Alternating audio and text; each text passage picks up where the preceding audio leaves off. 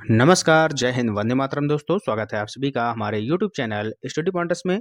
तो आज हम आपके लिए लेकर आ चुके हैं सीटेट एग्जाम अगस्त 2023 के लिए एक इम्पॉर्टेंट लेक्चर लर्निंग डिसेबिलिटीज का, यानी कि अधिगम अक्षमता। ठीक है, हर बार परीक्षा में 2 से 3 क्वेश्चन यहाँ से पूछे जाते हैं, यानी कि 2 से 3 नंबर आपके यहाँ से पक्के होने वाले हैं। तो वीडियो को बहुत ही ध्यान से देखिएगा और अच्छा लगे तो लाइक और शेयर जरूर कर देना।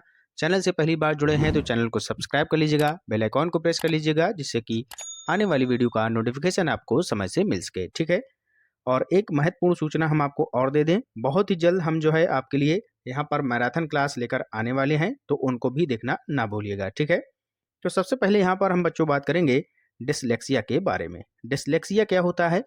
पढ़ने से संबंधित कठिनाई, यानी कि पठन संबंधी जो विकार होता है उसको बोलते हैं डिसलेक्सिया। बहुत ही ध्यान से पढ़िएगा, यहाँ से क्वेश्चन आपका 101% मिलने वाला है। तो ये जो होता है पढ़ने संबंधी विकार होता है। जैसे कि मान लीजिए कोई बच्चा जब छोटा है, अगर वाज लिखा है तो वाज को वो पढ़ रहा है सा। ठीक है, तो अगर वाज को सा या सा को ये वाज पढ़ता है, तो यहाँ पर क्या हो रहा है कि पढ़ने में उसको कठिनाई हो रही है। तो ये हो गया पठन संबंधी विकार, जिसको हम बोलेंगे डिसलेक्सिया। समझ में आ गया? ठीक है, कोई दिक्कत नहीं होनी चाहिए। अगला है डिसग्राफिया। क्या है भैया? डिसग्राफिया। ग्राफ से हो गया डिसग्राफिया। ग्राफ पे हम क्या करते हैं? ग्राफ पे हम लिखते हैं। तो इससे आप लोग रिलेट करके याद कर सकते हैं कि ग्राफ पे हम लिखते हैं।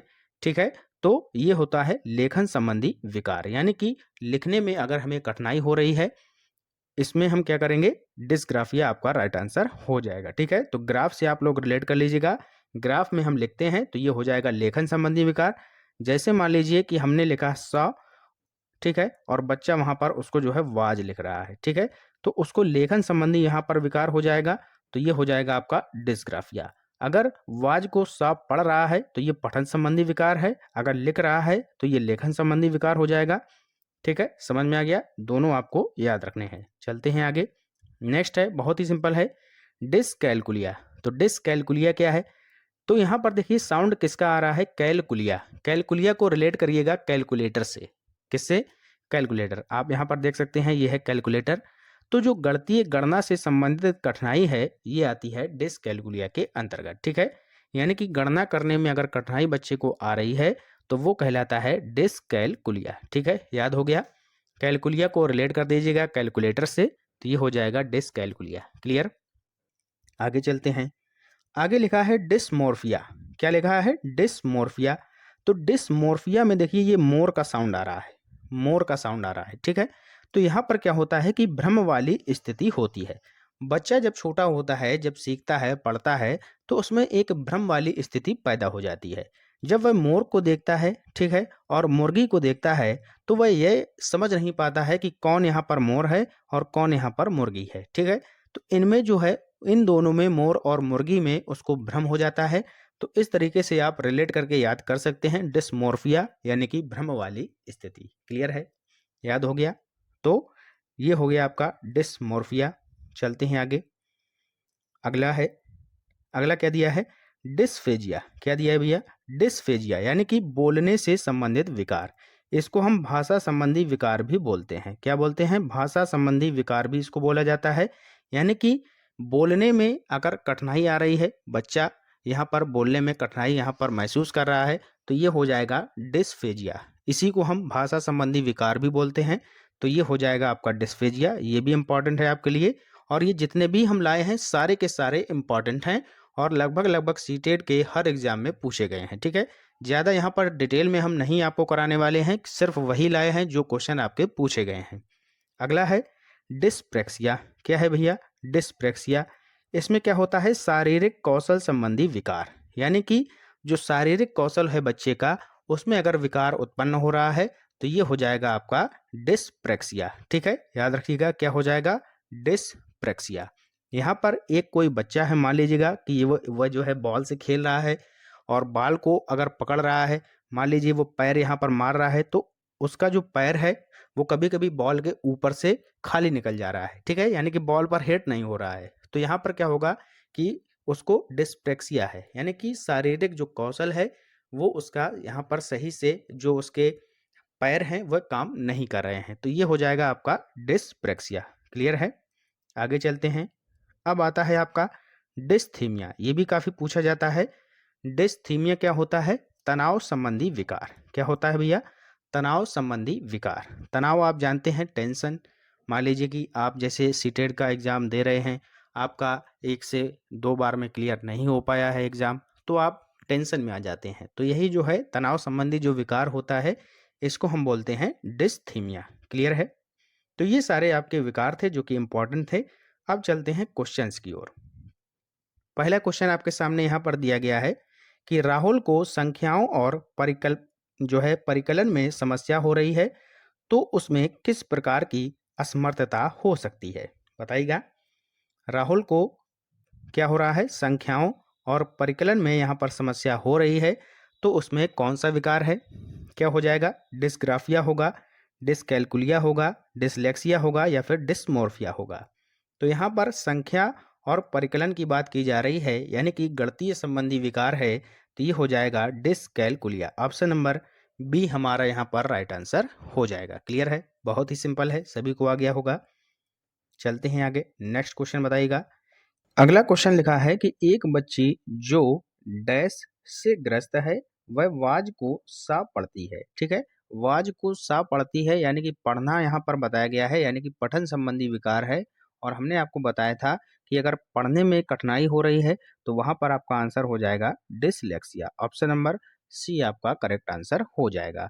अगर यहीं पर आपसे पूछ ले कि वाज को या फिर सा को या फिर वाज को, मान लीजिएगा वाज को अगर वह सा लिख रही है, ठीक है, सौ लिख रही है वाज को, यानी कि इसको अगर लिखने में प्रॉब्लम हो रही है तो क्या हो जाएगा? लेखन संबंधी विकार हो जाएगा। और लिखा किस पे जाता है? तो हमने आपको बताया था ग्राफ पे हम लिखते हैं, तो ये हो जाएगा डिसग्राफिया। ठीक है, अगर लेखन संबंधी विकार पूछ लिया जाए, वाज को सौ लिख रही है तो डिसग्राफिया हो जाएगा। यहाँ पर पूछा गया है कि वाज को सा पढ़ रही है, यानी कि पठन संबंधी विकार यहाँ पर पूछा गया है, तो आपका आंसर हो जाएगा डिसलेक्सिया। ठीक है, कंफ्यूज नहीं होना है, याद रखिएगा। चलते हैं आगे। अगला क्वेश्चन है, बहुत ही इंपॉर्टेंट क्वेश्चन है। गतिक कौशलों में अधिगम निर्योग्यता कहलाती है। बताइएगा, गतिक कौशलों में जो अधिगम निर्योग्यता है वह क्या कहलाती है?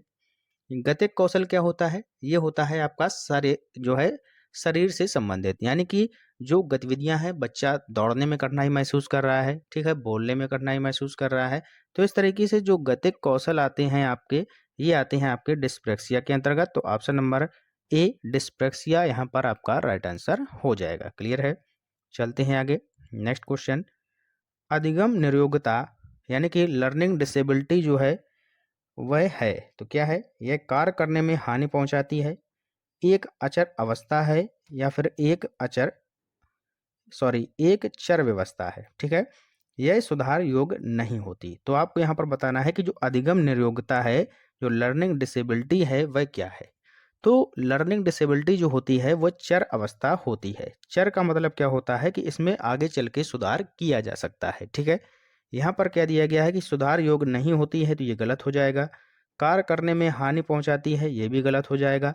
अचर का मतलब हो जाएगा कि सुधार करने योग्य नहीं है, यानी कि अचर जिसमें कोई बदलाव ना किया जा सके, तो ये भी गलत हो जाएगा। यह जो है चर अवस्था होती है, तो आपका आंसर हो जाएगा ऑप्शन नंबर सी। क्लियर है? आगे चलते हैं, नेक्स्ट क्वेश्चन। अगला प्रश्न है, भाषा अवबोधन से संबद्ध विकार कौन सा है? भाषा अवबोधन से संबद्ध विकार कौन सा है? डिसलेक्सिया है, एप्रेक्सिया है, अफेजिया है या फिर एपेक्सिया है? ठीक है, क्या हो जाएगा? यानी कि यहाँ पर वाक वैकल्य रोग, चलाघात, भाषाघात या फिर वाक संबद्ध रोग, क्या हो जाएगा इसका राइट आंसर? तो भाषा अवबोधन, यहाँ पर भाषा का यहाँ पर दिया गया है, भाषा संबंधी विकार यहाँ पर दिया गया है, भाषा अवबोधन दिया गया है, तो आपका आंसर हो जाएगा भाषाघात, यानी कि अफेजिया। अगर आपको दिख जाए जहाँ पर DYS आपका लगा होता है, यानी कि डिस जहाँ पर लगा होता है, जैसे कि डिसकैलकुलिया है, डिस्फेजिया है, ठीक है, आपका डिस्प्रेक्सिया हो गया, ठीक है, फिर डिसलेक्सिया हो गया, तो ये जो जितने भी विकार हैं इनमें आगे चल के सुधार किया जा सकता है जहाँ पर डिस लगा होगा। ठीक है, और जहाँ पर डिस नहीं लगा है, यहाँ पर देखिए जैसे अफेजिया सीधा लिखा गया है, तो इसमें जो है सुधार नहीं हो सकता। यहाँ पर क्या हो जाएगा कि जैसे कि भाषा अवबोधन है, जैसे कि बालक जन्म से ही यहाँ पर बोल नहीं सकता, तो यहाँ पर हो जाएगा भाषाघात, यानी कि अब उसमें कोई सुधार योग बात रही नहीं है। ठीक है, तो जहाँ पर सुधार योग नहीं है तो वहाँ पर क्या नहीं होता है, DYS का प्रयोग नहीं होता है। यानी कि इससे आप समझ सकते हैं कि जहाँ पर अफेजिया दिया गया है यहाँ पर सुधार वाली कोई बात नहीं हो सकती। जैसे जिन रोगों में जैसे कि डिसलेक्सिया है, डिस्ग्राफिया है, डिस्कैल्कुलिया है, इनमें सुधार की गुंजाइश होती है और आगे चल के सुधार हो सकता है। ठीक है, यानी कि चर अवस्था होती है। ठीक है, तो ये बात आप समझ में आ गई होगी आपके। ठीक है, तो ये थे इंपॉर्टेंट क्वेश्चन और आशा करते हैं कि वीडियो आपको पसंद आया होगा और वीडियो को लाइक करके जाइएगा। मिलते हैं नेक्स्ट वीडियो में मैराथन क्लास के साथ, तब तक के लिए good bye, have a nice day, जय हिंद, जय भारत।